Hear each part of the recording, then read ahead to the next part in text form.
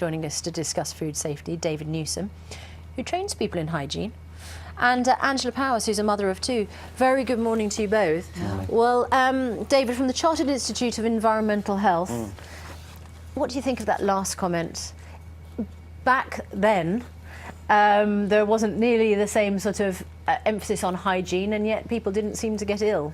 Is there a sort of a good old days of it didn't hurt? A lot of people think that, but we're much more aware of food safety now. I think people are much more concerned that if they are ill, it may be the cause of something they've carried out in the home or manufacturers. So you get a lot more reporting of food poisoning than perhaps you did 30 or 40 years ago. Right. So we just got more figures now. Yes. Yeah. Okay. But only 10% of cases are probably reported anyway. So it could be a lot more then. Could be. Yeah. Most of us just laugh it off, or maybe we go and see the doctor, or maybe we don't go and see the doctor.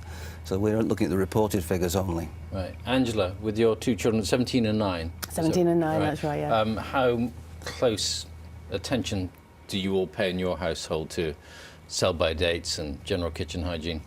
Well, sell-by dates, not very, because when you've got a family and you don't want to be throwing things away, you look at them and think, oh, I've got a couple of days there, a couple of days leeway, and if it doesn't smell, you eat it. That's the way it works in our family. But in terms of hygiene, from day one, always wash your hands after the toilets, wash your hands before you go into the kitchen to make food. But you get a bit looser with other things as you get a bit older. And how many seconds on the floor?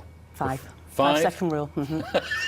My partner's from Yorkshire and he thinks it's 10 seconds. I think he's pushing it a bit there now. David, the 5-second rule is... How many of these myths are we going to have to go It's through? one that we all keep coming back to, and you'll tell us it's no good for us. It is no good for you. If it drops on the floor, it's contaminated, it's got to go. Yeah, but how contaminated? I mean, obviously it might be, if it's, you know, it's kitchen floor, it's got a bit of stuff on it, does that really matter? Well, unless you can guarantee that you spend time on your knees disinfecting your kitchen floor, if it's on the floor, let's assume it's contaminated. Angela, do you sort of abide by the a few germs help Absolutely. rule? Yeah, my mum brought us up saying you eat a ton of trash before you chew, and it helps to build the immune system. And there were 6 of us, and we've got the constitutions of oxes, to use a cliche there. So I'm with it. I'm happy with that. David, is there scientific evidence for that? No, the jury's out on that type of thing. But I must say there are some rules here that do need to be corrected. You can't see bacteria; they don't smell, so you can't just smell the food and say it's not off, therefore it's safe to eat. Well, no, but if you can't, there may be the bacteria everywhere. But if you can't smell it, then people will think, well, if I can't smell it, it's not going to kill me. Well, I think you're right. That's some of the perceptions. But, you know, there are very simple rules that you can apply at home. The same you apply in a restaurant. Keep food hot, keep food cold, cook it properly, clean things regularly, and hand washing. You're quite right. And I would rather the expertise was in the housewife and the house husband who are teaching the kids to wash their hands properly than that they're only food safety experts who've got to come in every now and again. It does cause a problem, though, because my son, both of them, wash your hands as soon as you've been to the toilet. But if you go outside to the wider world, they get a little bit antsy that they haven't got proper soap and towels and things. And we were at the cinema the other day, and my son came out of the gents' loo, the 9-year-old, and said, "Mum, there was a man in there who didn't wash his hands." I said, "I can't believe he didn't wash his hands, it's dirty."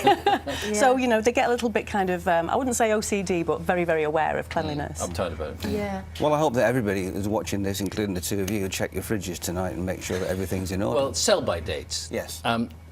I've noticed that, certainly in the Turnbull household, as we get older, we care less about it because there aren't any sort of young mouths there to be worried about. So you look at it and think, well, yesterday, day before yesterday, day before that. I mean, do you really have to be religious about getting rid of food once the sell-by date's gone by? What are you like? I hope you never run a restaurant. I'll tell you what I'm like. I'm healthy. I don't get food poisoning because we obey the basic rules of hygiene. But a lot of people say sell-by dates is a sort of marketing device. Well, I was speaking to a taxi driver this morning about that, and he was very pleased to have it explained that use by is important because that's what the manufacturer will help you to specify is safe.